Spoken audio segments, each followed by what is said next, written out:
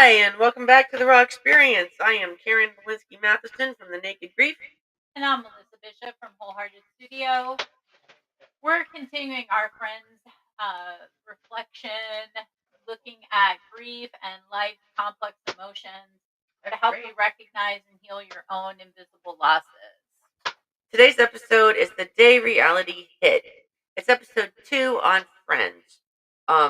We're looking at intimacy and vulnerability.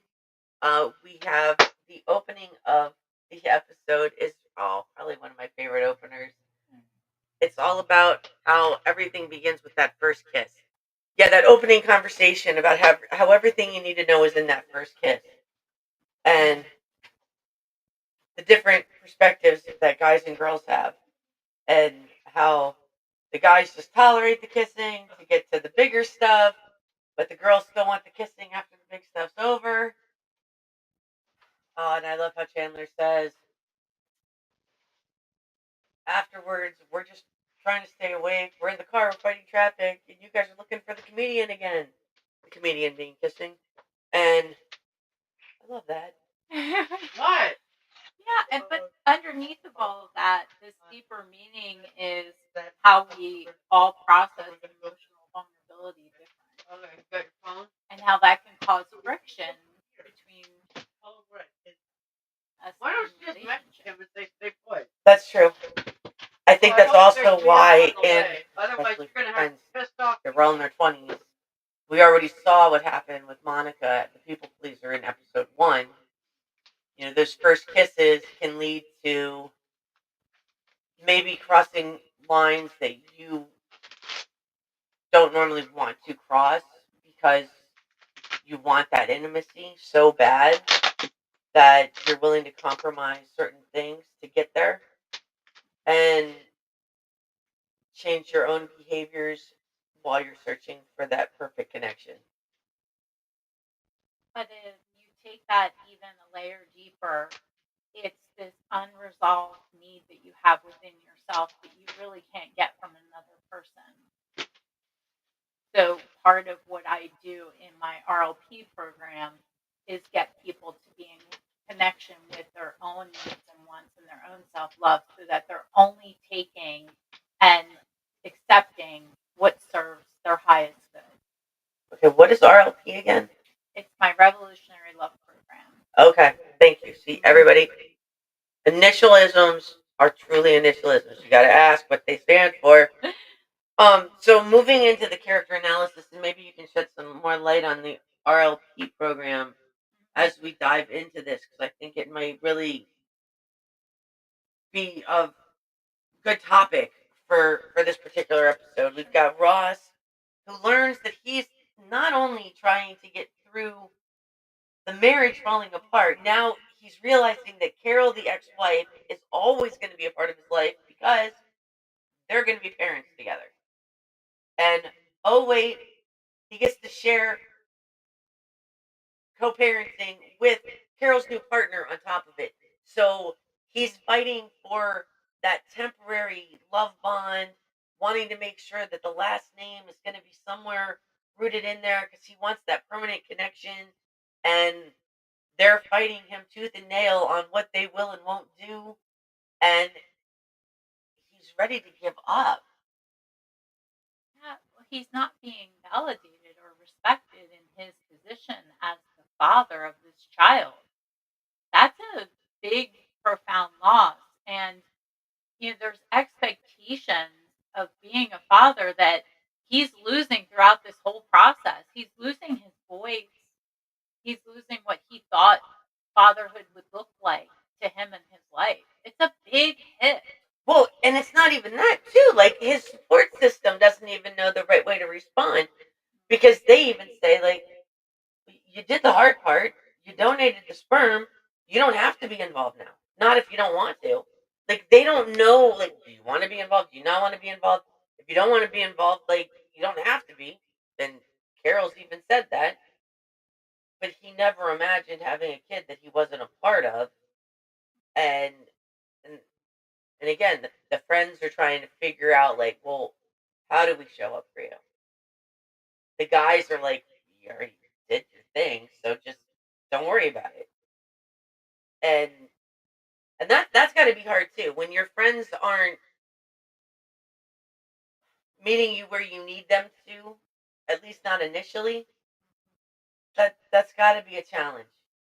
And then there's another layer to that is sometimes we don't even know what we need from other people in that moment to even tell them, Oh, this is what I need, that's 100% correct.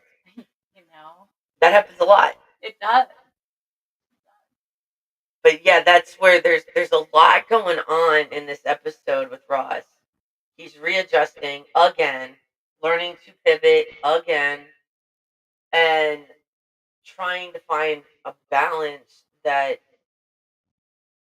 he just never expected to have to do. He thought he was going to get married once, start a family, and be good, and not get divorced, and then start the family with the ex. Like, that's not what he ever intended. No, it's not. And then we've got Rachel. Oh, Rachel, Rachel, Mhm. Rachel. So Rachel needs to go return her engagement ring to Barry. And Monica, in the meantime, is preparing for a visit from her parents. Monica, the chef, making a fancy lasagna. And then Rachel realizes her engagement ring, which I still really want to hold true to myself here that Rachel inadvertently, subconsciously, unintentionally, intentionally buried that engagement ring in the lasagna so that she wouldn't have to go face Barry. Because that would mean closing the door altogether on that chapter. And even if she didn't want him back,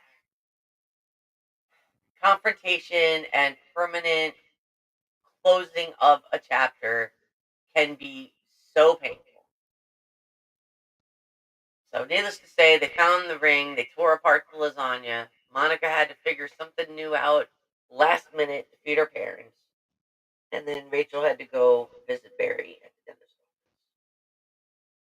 Yeah, so let's talk a little bit about the layers that Rachel's going Ah, through. the layers like lasagna. Yeah, right? I mean, like, her identity is transforming. That's a big deal. And she's still trying to figure out what she looks like or who she is and dealing with all of these ending things as well with Barry is really complicated, and that social expectation versus her personal choices and being okay with that is a real struggle for her throughout this episode. And then the symbolic parts of it, returning that ring, like you said earlier, right? That says it's really done. There's no walking back, there's no changing your mind. And then that moment where she discovers that Barry has started to move on. Oh, yeah. Oh, and he looks better. Yeah. New plugs, tan, contacts. You hate sticking your finger in your eyes. But he went on their honeymoon with her bridesmaid Mindy, and it's okay for him to stick his finger in his eye for her, which he made very, very clear to Rachel. But then he also did something really profound, and he thanked her because he said, I hated you, and then I was grateful because we were both going to make a mistake that we weren't right for each other. We didn't know. And how often does that happen? I was actually thinking about this the other day. Sorry to pivot myself here, but I was thinking about this the other day about how there are so many people out there that find love at such a young age and how wonderful it is when you're the high school sweetheart, right? Mhm. You don't have any other shoes to try on. You just know. And if we don't find that right person when we're young, we try on a whole lot of shoes. And then, at least for me, you just start to get picky Mhm. and you find things wrong with every pair of shoes. The heel's too high, not wide enough, too narrow, maybe the toe's too pointy, maybe you just need tennis shoes or slippers, something comfortable, and you're trying every single thing. And eventually you stop and you look back and you go, that first person, actually, that first pair of shoes was pretty right. But you tried on so many other shoes in the process that now you can't see straight. Like when you're looking at houses and everything else, like everything gets blurry. Mhm. So going back to Frost's, like, what if there's only one woman? I mean, that's kind of a really romantic thought. It would definitely save a lot of additional heartaches. I was thinking about that with like different cultures and things.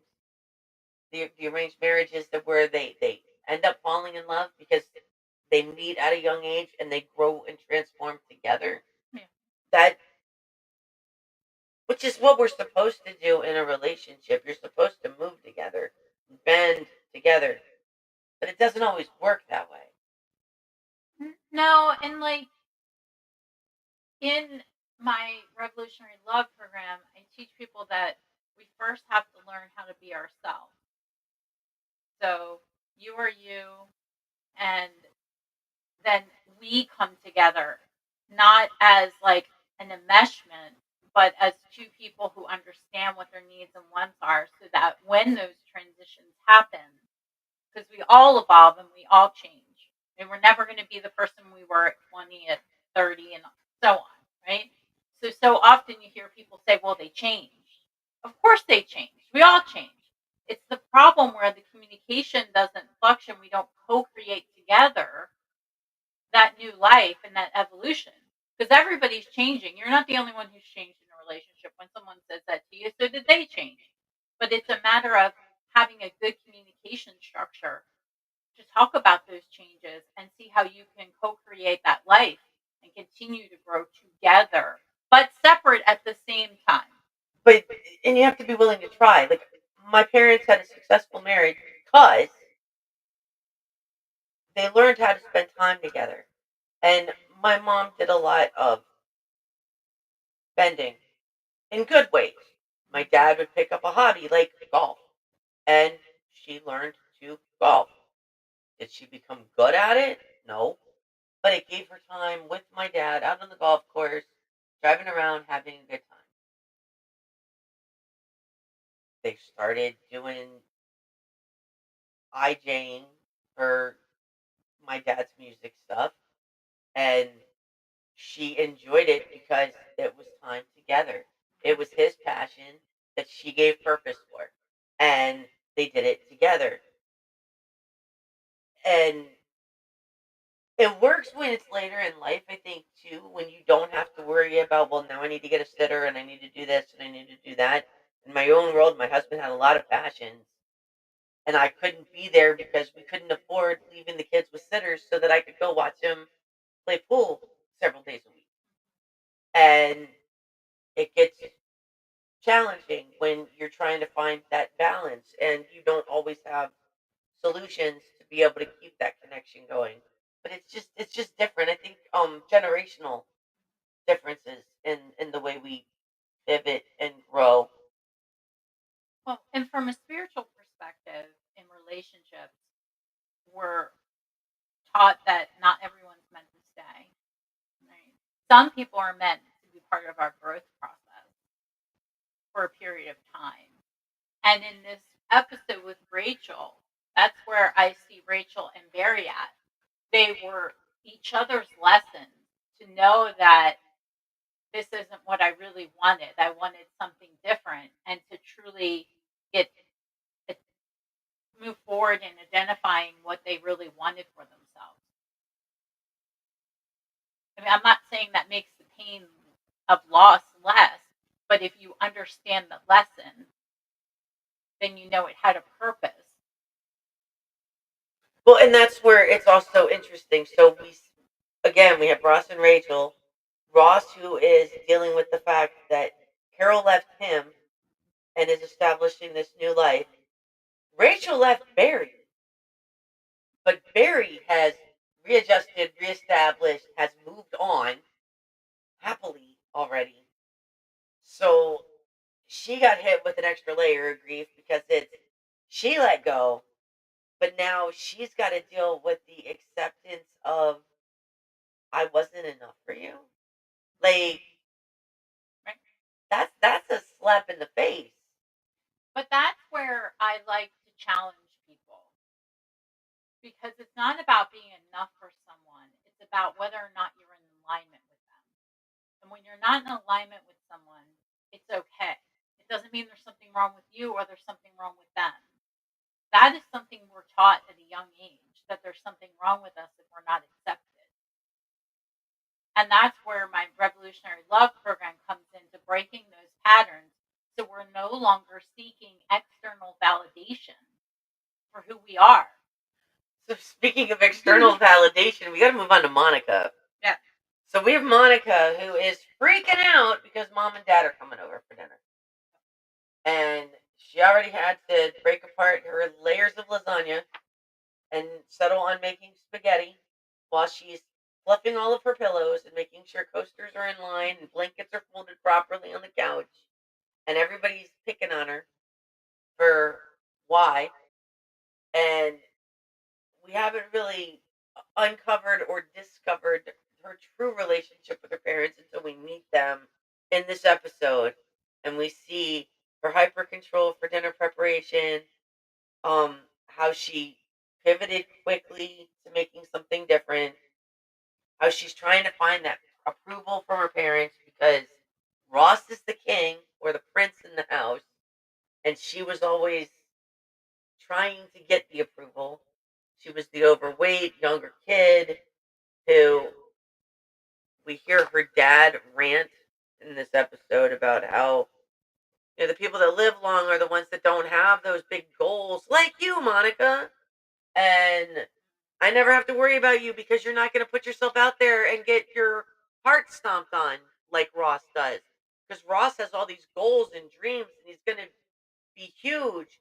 But because he's putting himself out there like that, if he fails, he's got a lot further to fall. But not you, Monica. Yeah. I mean, he's basically telling her she doesn't have any ambition, and he's in this subtle way criticizing her life Yep. and passing judgment on her relationship choices. And then we wonder why she's a people pleaser. Yep. And why she's looking for that attention and affection elsewhere because she feels inadequate in her own family circle.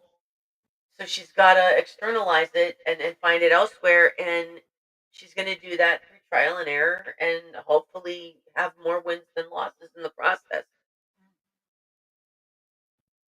Yeah, so in this, we looked at how Ross had to identify with non traditional co parenting, challenging societal family norms, negotiating multiple parenting, and Rachel leaves behind her old life, and Ross becomes a different kind of father. Monica is fighting against that family narrative.